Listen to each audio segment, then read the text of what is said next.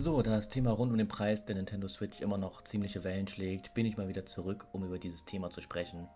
Wir haben bereits einen kleinen Diskurs zu Mario Kart 9 Preis gemacht. Falls ihr es noch nicht gesehen habt, Link ist in der Beschreibung. Also hi Leute, willkommen zurück auf diesem Kanal. Ich bin Crispy und heute reden wir mal über etwas, das gerade ordentlich für Gesprächsstoff online sorgt. Die Switch 2 wurde offiziell angekündigt mit einem Preis von 470 Euro. Könnte Nintendo hiermit den gleichen Fehler machen wie damals Sony mit der PS3 oder Nintendo mit dem 3DS? 2007, die PS3 kommt in Europa raus, mit einem Startpreis von satten 599 Euro. Ja, die Technik war stark, Blu-ray, Zellprozessor, HD-Grafik, aber für viele war das einfach zu teuer. Ergebnis, die PS3 verkaufte sich am Anfang extrem schlecht. Sony hat daraufhin reagiert, und zwar mit drastischen Preisreduzierungen. Noch im selben Jahr ging es runter auf 499 Euro. Später folgte ein weiteres Modell für 399 Euro. Insgesamt also eine Preissenkung von bis zu 200 Euro in knapp 1,5 Jahren. Das hat letztendlich geholfen, die Konsole wieder attraktiv zu machen, aber der Start war eine ziemliche Bruchlandung für Sony. 2011 bringt Nintendo den 3DS für satte 250 Euro raus. Für ein Handheld damals ziemlich teuer. Und auch hier, die Verkäufe liefen schleppend.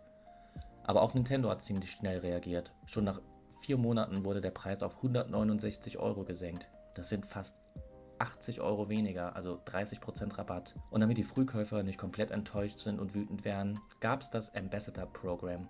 Gratis-Spiele wie Game Boy Advance und NES-Klassiker als kleine Wiedergutmachung. Und nun fast forward ins Jahr 2025. Die Switch 2 wird mit einem Preis von 470 Euro angekündigt. Und ja, die Specs sind echt nicht schlecht.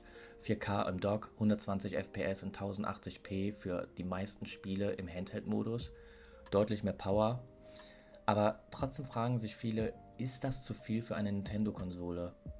Nintendo war ja nie die Power-Konsole, sondern eher Gameplay über Grafik und familienfreundlicherer Preis. Aber wenn wir uns die Geschichte mal so anschauen, sehen wir, hohe Preise plus schwacher Start ist keine gute Idee.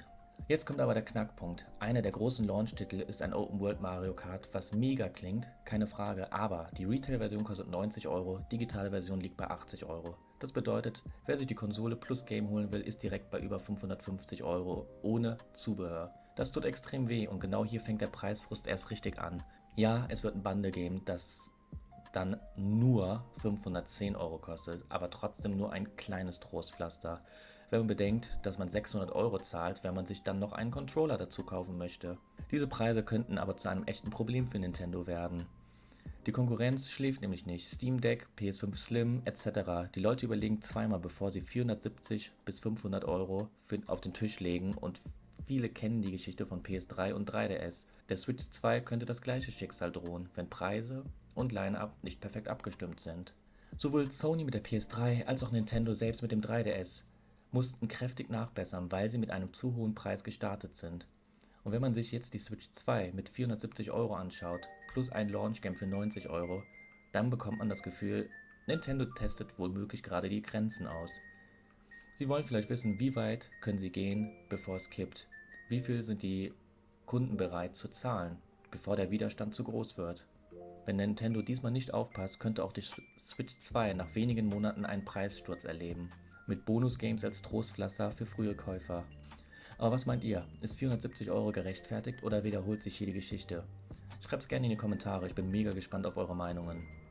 Und wenn euch das Video gefallen hat, lasst gerne ein Like da, abonniert für mehr Gaming Talks und Analysen und teilt es mit euren Freunden, die vielleicht sogar überlegen, sich die Switch 2 zu holen. Bye bye!